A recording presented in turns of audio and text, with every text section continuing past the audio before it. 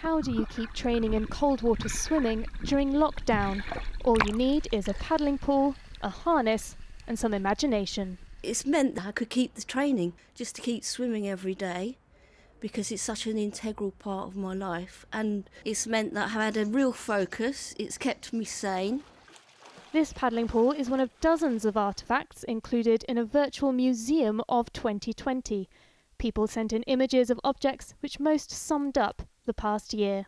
What we wanted to do was create a national archive so that in years to come, when us and perhaps our children, whoever, have forgotten what it felt like, that we can look at these objects and understand what daily life was really like.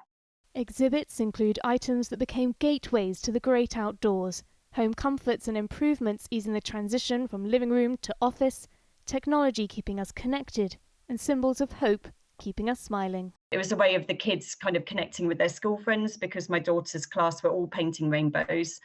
So that was a nice thing to do. But also it's just, we hoped that it would cheer people up as they walked past our house. And because it was so huge, it took up nearly the whole of one of our upstairs windows. Felt like the most sort of symbolic thing to me of the last year. Carol has swum over 100 miles in her back garden, but she's still looking forward to getting back to a slightly bigger training ground. The thing I miss about the Lido is not just the swimming, is the community. You know, it's really hard to not have that kind of engagement. Everyone talking about water temperature and outside temperature and how many lengths did you do, and you know. Yeah.